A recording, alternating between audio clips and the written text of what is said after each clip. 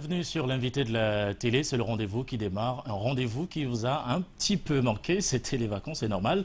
On va parler un petit peu intelligent dans notamment cette édition avec le promoteur de ISA EMT, Université de l'entrepreneuriat.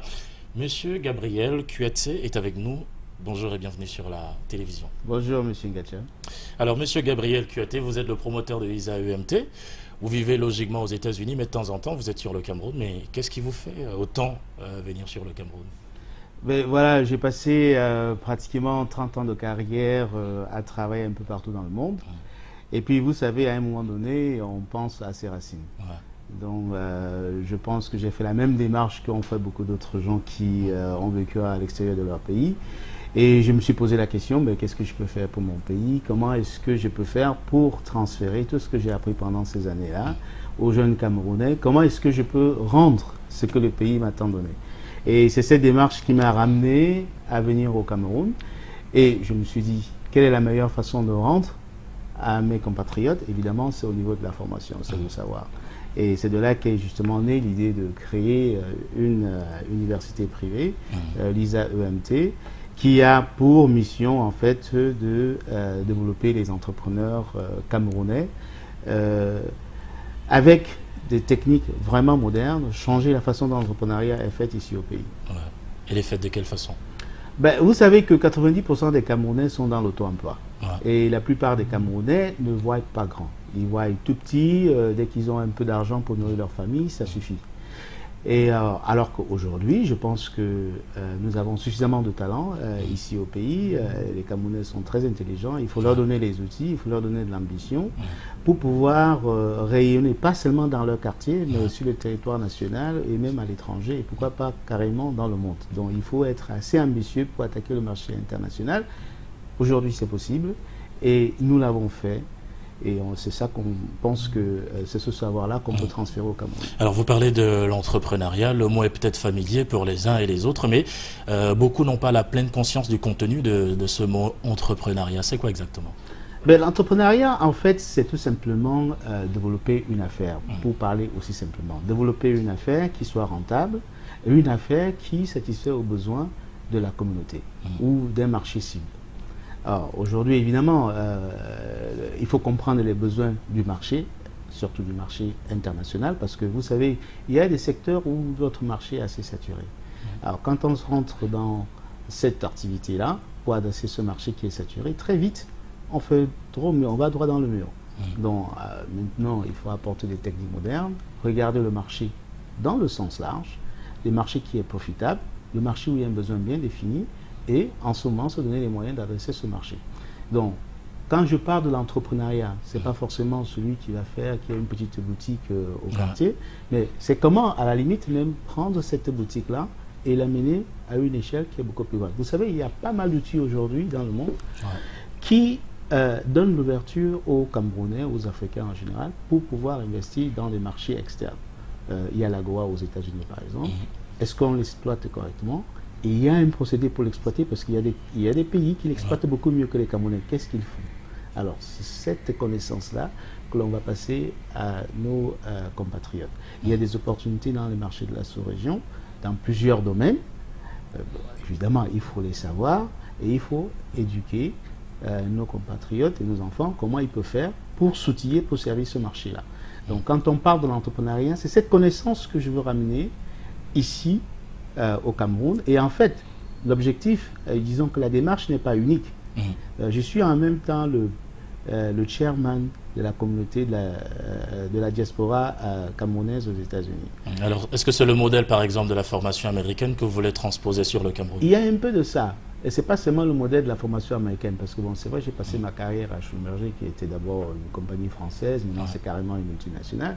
Donc, on a pris du modèle européen, beaucoup du modèle américain. En fait, disons que on a appris ce qui marche. Et c'est ça qu'on veut ramener ici.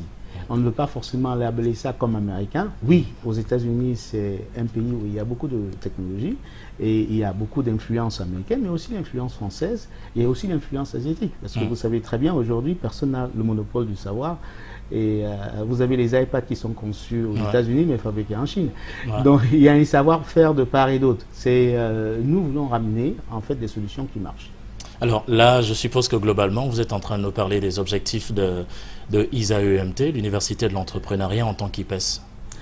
Ben oui, effectivement, bon, c'est de là que l'idée est née. Hmm. Comment transformer 90% de l'auto-emploi en vrais entrepreneurs? Ouais. Des entrepreneurs qui utilisent des outils modernes aujourd'hui, des entrepreneurs qui ont une vision sur le marché international, des entrepreneurs qui peuvent parler le langage de ce que je dirais l'entrepreneuriat moderne. Ouais. Soyons même plus ambitieux. Comment est-ce qu'on peut créer le Bill Gates camerounais?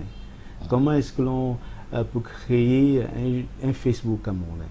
On veut que les gens voient ce genre de marché. Parce que si vous pouvez dépenser la même énergie que vous dépensez pour créer une entreprise, une grande entreprise, c'est la même que vous dépensez pour créer une boutique au quartier. Donc, tant qu'à faire, autant mieux voir grand. Est-ce que l'entrepreneuriat rime avec auto-emploi? Moi, je dirais tout simplement que l'entrepreneuriat, c'est une forme de développer de l'auto-emploi. Ouais. C'est une forme de développer de l'auto-emploi. Bon, c'est vrai que c'est un peu schématisé, mais dans le contexte camerounais, c'est un peu ça. Aujourd'hui, vous avez beaucoup de licenciés, des maîtrisards, beaucoup de diplômés de l'enseignement supérieur qui font dans l'auto-emploi et qui font des petits métiers. Moi, je pense que c'est tout simplement une connaissance qui est gaspillée. Alors, je suppose que certains promoteurs d'universités privées qui vous écoutent diront effectivement c'est ce que nous faisons également. Et qu'est-ce que vous leur répondrez? Ben, je dis qu'il y a une façon de faire différemment parce que c'est vrai que tout le monde parle de l'entrepreneuriat. Il y a beaucoup d'organismes ici dehors qui parlent de l'entrepreneuriat. Management, entrepreneuriat, ça sonne dans tous les ça instituts. sonne dans tous les instituts, tout le monde en parle, et même dans les organisations qui ne sont pas forcément les organisations de formation. Mais nous, on comment ISAEMT sort justement du discours pour implémenter l'action? Bon, voilà, on sort du discours de la manière suivante, parce que nous avons déjà une formation qu'on appelle entrepreneuriat en formation professionnelle et nous avons aussi un MBA en entrepreneuriat. Notre différence, en fait, c'est quoi? C'est qu'au lieu que l'entrepreneuriat reste très abstrait, c'est concret. Quand vous venez chez nous, on vous exige d'avoir un projet. Vous venez avec ce projet. D'abord, on vous éduque. Est-ce que ce projet-là est viable? C'est la première démarche qui fait partie des cours.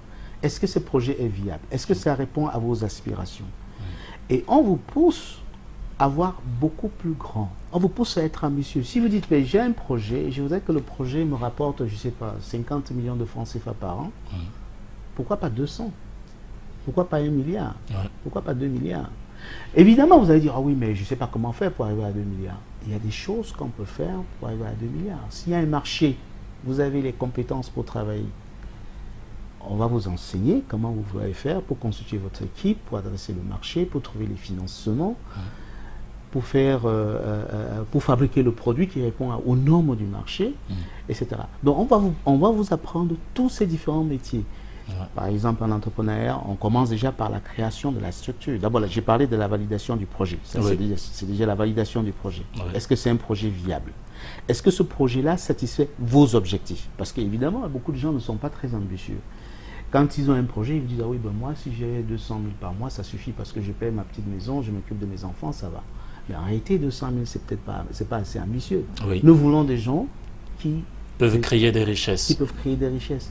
Sur la durée. Sur la durée. Les gens qui se disent, ben voilà, je veux étendre un peu mes limites. Alors sur l'aspect pratique, monsieur le promoteur, comment vous amenez vos étudiants à prendre justement conscience de cela de manière pratique? De manière pratique, nous avons eu notre première promotion cette année. BTS? Non, pas en BTS, on fait en formation entrepreneuriale déjà. Donc, et les étudiants étaient tellement satisfaits. Il y en a qui m'ont même dit que c'était comme, comment dirais-je, c'était comme un médicament. Qui ont dit c'était comme un médicament parce que ça leur a permis de voir le monde d'une façon complètement différente, le monde dans complètement nouveau, comment restructurer son affaire et comment sortir du miasme où elle était un peu engrainée, elle avait l'impression qu'il n'y avait pas d'issue, mais en venant et en prenant les cours chez nous, elle a vu les possibilités énormes qui s'offrent autour d'elle. Et c'est pour ça que au lieu de parler en abstrait, nous on commence par le projet. Parce que c'est très... Donc un étudiant qui n'a pas de projet n'est pas accepté dans votre institut? Un étudiant qui n'a pas de projet n'est pas accepté dans notre institut. À la limite, si un étudiant a beaucoup de potentiel, si un étudiant a un savoir-faire, on peut l'aider à trouver un projet. Parce qu'évidemment, nos encadreurs ont une vision plus globale du marché, ont aussi une vision nationale. On peut dire, ben voilà, il y a ce projet marche, ça rentre dans vos compétences. Alors un petit cas pratique, monsieur le fondateur. Enfin, alors voilà un étudiant qui arrive, un étudiant que je connais, il dit alors moi j'ai un petit projet, je veux être chef d'entreprise, je veux être un très grand fermier. Alors je n'ai pas les moyens de ma politique, qu'est-ce que je fais? Comment vous l'aidez justement à le devenir? Mais il faudrait que l'étudiant ait déjà quelques moyens, parce qu'on ne peut pas offrir une entreprise quand on n'a rien à offrir. Il a la matière grise. Il a la matière grise, ça veut dire qu'il maîtrise bien les techniques de la ferme. Ouais. Donc, alors, s'il maîtrise les techniques de la ferme, donc on l'aide à monter le projet. Ouais. Alors, s'il monte le projet et qu'il a des capacités de management, ça veut dire qu'il comprend la technique de la ferme, il sait comment créer la ferme, comment la gérer, etc. Ben, on va l'aider à monter le projet. On va l'aider à trouver le financement.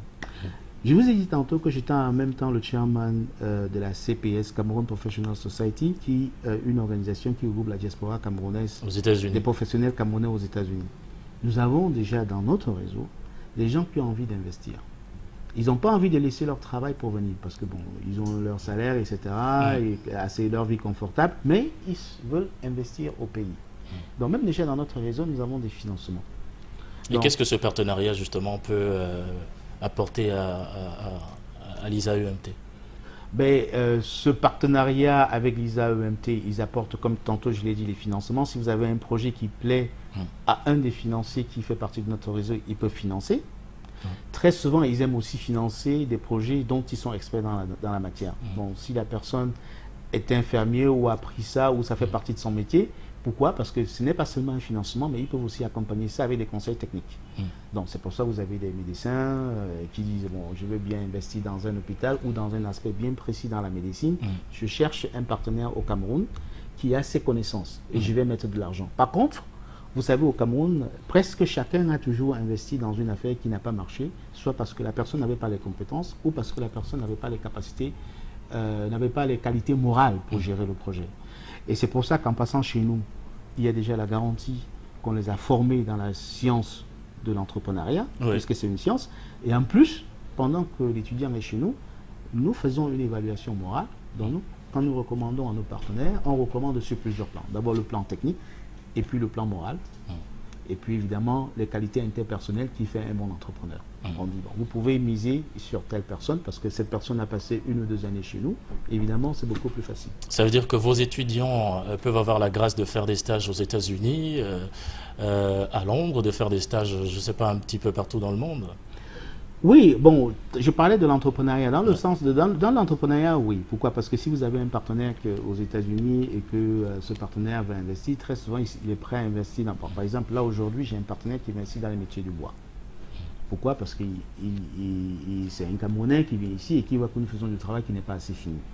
Donc, il va ouvrir une entreprise pour faire du bois au Cameroun, une entreprise moderne. Mais évidemment, il est prêt à investir dans une formation aux États-Unis pour que cette personne ou le partenaire aille aux États-Unis, apprendre les techniques de fabrication aux États-Unis pour qu'on puisse fabriquer du bois ici au même standard aux États-Unis. Oui, donc il y a ces possibilités de formation là où le partenaire ou l'étudiant, si je peux appeler ça ainsi, peut apprendre ce qu'il a besoin ou ce qu'elle a besoin pour pouvoir faire son travail ici au Cameroun. Et ça relève de votre compétence en matière de formation. Alors, je vous rappelle sur l'invité de la télé que nous recevons, M. Gabriel Kuaté, c'est le promoteur de l'Université de l'entrepreneuriat, ISA-EMT, un institut avec lequel il faudra désormais compter. Là, on s'adresse justement aux nouveaux bacheliers qui sont un petit peu en train de, jusqu'à présent, en train de tergiverser sur le choix de l'institut et tout le reste. Donc, on est avec M. Gabriel Kuaté. Tout de suite, on va évoquer les innovations pédagogiques au sein de votre institut. Ça fait déjà 3 ans que vous existez. Félicitations pour les premiers diplômés de BTS que vous avez effectivement mis sur le marché de l'emploi. Ben, je vous en remercie. Je pense qu'on a eu notre première promotion. On était assez content du résultat qu'on a eu. On a eu à peu près 75% de taux de réussite cette année. Évidemment, on n'est pas content parce qu'on pense qu'on pourrait avoir 75%. Mais pour un début, c'est pas mal. Pour un jeune établissement, c'est assez intéressant. Et on reste assez confiant que la qualité va s'améliorer de façon dramatique au cours des années qui viennent, surtout avec tous les systèmes que nous sommes en train de mettre sur pied. Et je tiens à préciser une chose. Évidemment, je sais que tous les parents et les enfants veulent avoir le diplôme. Mais chez nous, ça ne s'arrête pas là. Ce que l'on veut, c'est des enfants qui trouvent un travail. On veut former des adultes accomplis et des adultes qui savent se vendre, des adultes qui ont appris un métier. Il est clair quand on regarde les statistiques du pays, qu'une bonne partie des gens que l'on va former va finir dans l'auto-emploi. C'est pour ça que dans notre formation, quelle que soit la formation que nous faisons au sein de notre établissement, il y a toujours un volet entrepreneuriat. Nous avons organisé des ateliers de formation en entrepreneuriat, la préparation de nos étudiants en entrepreneuriat, et cela va continuer en s'intensifiant pour leur permettre de vendre tout ce qu'ils ont appris. Si un étudiant a fait chez nous de la comptabilité, cet étudiant devrait être capable de tenir les comptes de certains commerçants, de certaines entreprises et de créer un cabinet. Ces étudiants peuvent créer une entreprise de conseil pour faire du conseil sur certains aspects de la comptabilité. C'est vrai pour la comptabilité, c'est vrai pour la communication, c'est vrai pour le transport logistique, etc. Il y a tellement de métiers que l'on peut créer dans chacune de ces disciplines. Donc ce que nous faisons déjà, c'est d'éduquer nos enfants en disant mais, quelles sont les disciplines, quels sont les métiers que vous pouvez créer à partir de ce que vous avez appris, et on leur donne des exemples, on les forme de manière à ce que dès qu'ils ont fini leur formation, ils soient capables déjà de montrer dans une entreprise, et de montrer dans une entreprise leur valeur ajoutée, ou de créer leur propre valeur ajoutée en fonction de ce qu'ils ont appris. Donc ça, c'est l'un des volets. Et ce qui veut dire quoi? Ce qui veut aussi dire que nous mettons l'accent dans l'aspect pratique de la formation. Sur la qualité de la formation. La qualité de la formation et l'aspect pratique. Aujourd'hui, si vous c'est ce que vous appelez contrôle qualité? C'est un peu différent. L'aspect pratique, c'est quoi? C'est que généralement, et j'ai été le directeur de la formation chez Schlumberger, où je formais des ingénieurs, des techniciens et les managers de Schlumberger. Alors, c'était ma première expérience avec la formation, et surtout dans la conception et la revue des programmes. Et je me suis rendu compte que très souvent, la règle de 80-20 s'applique. C'est-à-dire que dans tous les programmes qu'il y a, il y a 20% du programme que l'étudiant doit absolument maîtriser. Il y a les autres 80% qui sont bons à savoir.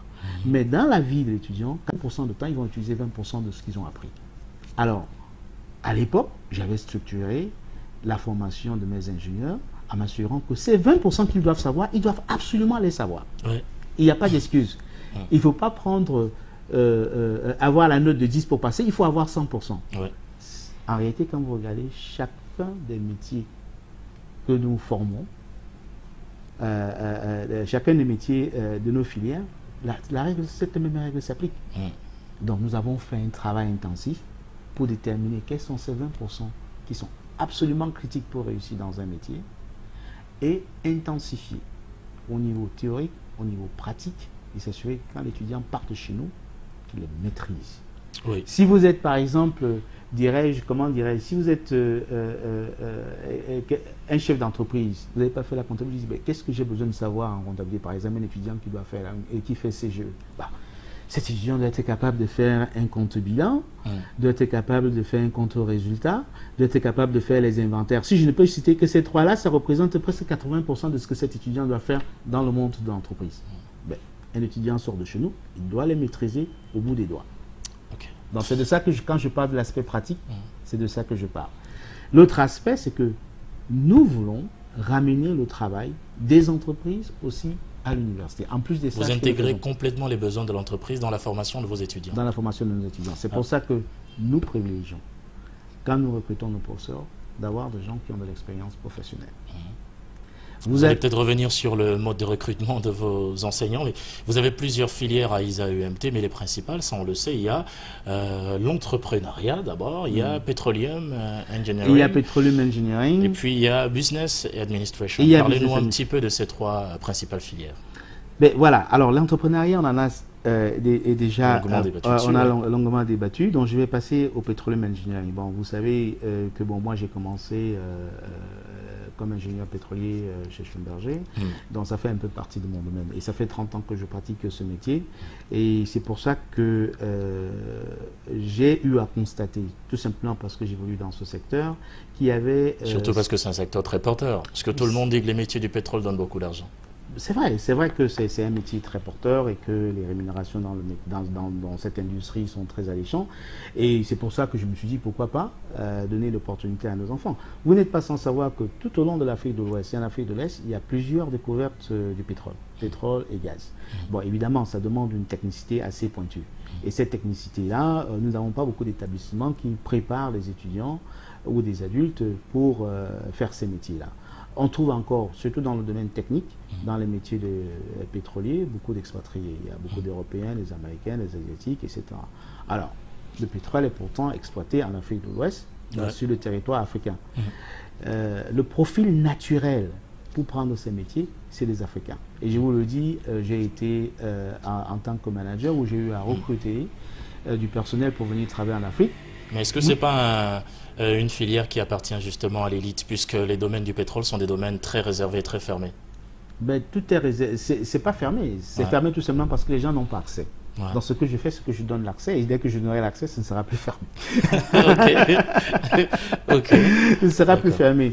Vous avez, en plus, vous avez pas mal de Camerounais qui sont des spécialistes en la matière. Rien que dans la zone de Makepe, vous avez au moins 30 spécialistes que je connais qui sont des spécialistes pointus dans le secteur et qui sont tous mes amis. Donc, ils partagent un peu l'ambition que j'ai de développer des ingénieurs pétroliers au Cameroun et de donner la formation qui suit. En plus, ce que je veux dire, c'est vrai que c'est une formation pointue. Ça allait fermer. Mais comme je vous l'ai dit tantôt, j'ai été le directeur de formation dans ce secteur. Nous avons un réseau de Camerounais ici. Je connais des gens, des professionnels qui sont des spécialistes et qui enseignent dans ce secteur. Donc je vais faire venir toutes ces ressources ici pour donner à nos étudiants la même qualité d'enseignement que l'on trouve aux États-Unis, en France, etc. Donc pas de crainte, monsieur le promoteur va mettre sa carte de visite en jeu pour que les étudiants soient formés justement au standard international. Il y va de ma réputation parce que comme je vous l'ai dit, après 30 ans, vous savez bien que j'ai eu pas mal de réseaux. Donc si les gens se disent, vous êtes passé dans une école où monsieur Kouyatsé est le promoteur et on a une qualité médiocre, je pense que ma réputation en prend un coup. Elle n'en prendra pas un coup, monsieur le promoteur. Alors, parlez-nous de la troisième filière principale, Business and Administration. Alors, Business Administration, alors, ce que j'ai constaté, en fait, pendant mon expérience professionnelle, c'est que nous recrutons pas mal de gestionnaires de cette filière-là. Parce que la business administration, c'est en fait la filière de gestion par excellence. Parce qu'il couvre la comptabilité, il couvre le marketing, le commercial, il couvre la logistique, il couvre le HR, les ressources humaines, etc. Donc en fait, quand vous passez par cette filière-là, vous êtes préparé à prendre n'importe lesquelles de ces formations. Évidemment, c'est une filière où la formation est quand même assez pointue, assez accélérée, et qui ouvre plein d'opportunités, parce que vous n'êtes pas sans savoir que vous pouvez bien aller à l'école pour faire logistique, et le premier travail qui s'offre à vous, c'est la comptabilité. Donc, c'est une formation généraliste au niveau de la gestion qui donne pas mal d'opportunités aux étudiants qui passent chez nous. D'ailleurs, si vous allez en Angleterre, aux États-Unis et dans les pays anglo-saxons, vous vous rendez compte que la plupart des managers sont passés par le Business Administration, par le Bachelor Business Administration. Donc, nous faisons la même chose. Alors, nous donnons aussi à nos étudiants, parce qu'ils sont passés par ces filières et que la formation est calquée sur le modèle américain, après de faire une maîtrise dans le secteur de leur choix, que ce soit en comptabilité, surtout le système américain. C'est vrai que c'est très calqué sur le système américain. Ils peuvent aller faire comptabilité, ils peuvent faire gestion, ils peuvent faire marketing, ils peuvent faire ressources humaines, etc. Alors là, c'est une petite remarque. D'autres établissements à Douala, au Cameroun, comme partout ailleurs, appartiennent justement aux hommes d'affaires, donc qui se soucient peu de la qualité de la formation, mais pensent au retour sur investissement. Alors, ce qui est différent de vous, parce que vous êtes un homme de métier, vous pensez d'abord à la formation. Bon, je pense d'abord à la formation. Bon, ce que je voudrais embrayer en demandant, qu'est-ce que vos étudiants pensent de vous, de la formation reçue à ISA-UMT? Vous avez les échos? Oui, mais évidemment, les étudiants sont très contents. Il y a tellement d'encouragement, parce que, comme vous l'avez dit, je ne suis pas là forcément pour faire de l'argent, je ne pense pas forcément au retour sur investissement. D'ailleurs, les 2 années qui sont passées ont été des années où on a perdu pas mal d'argent. Mais je m'y attendais un peu, qu'on allait perdre de l'argent. Mon objectif, ce n'est pas de faire de l'argent à terme. C'est pour ça, de toute façon, s'il y avait un surplus, ce serait réinvesti dans la formation. Et je vous dis aussi pourquoi. Je n'ai pas besoin des résultats de cette formation pour vivre.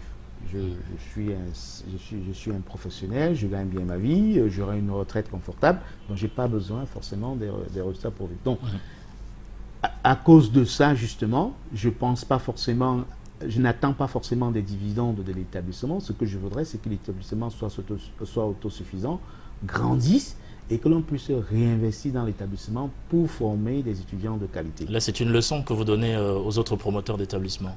Ben, écoutez, je ne peux pas juger les autres promoteurs d'établissements parce que, comme vous savez, chacun a un background un peu différent. Ouais. J'ai eu la chance d'avoir un background qui me permet justement de faire ce que je fais. Certains n'ont peut-être pas eu la chance que moi et ils ont besoin de celle de leur établissement pour vivre. Donc, je ne vais pas leur lancer la pierre. Ne leur lancez pas du tout la pierre, monsieur le promoteur Gabriel Kuete. Alors, on va peut-être sortir d'ici là de cette interview. Quels sont les objectifs pour cette année à ISAEMT? Bon, cette année à l'ISAEMT, j'aimerais justement que les gens prennent conscience des opportunités que nous leur offrons en petroleum engineering ou en ingénierie pétrolière. C'est une formation qui dure 4 ans et qui forme des ingénieurs pétroliers avec le niveau Master 1 sur le système LMD. Et c'est mon métier. Nous avons des contacts pour placer les étudiants. Nous savons ce qu'il faut pour former un ingénieur de qualité qui soit recherché non seulement sur le marché national, mais aussi sur le marché international.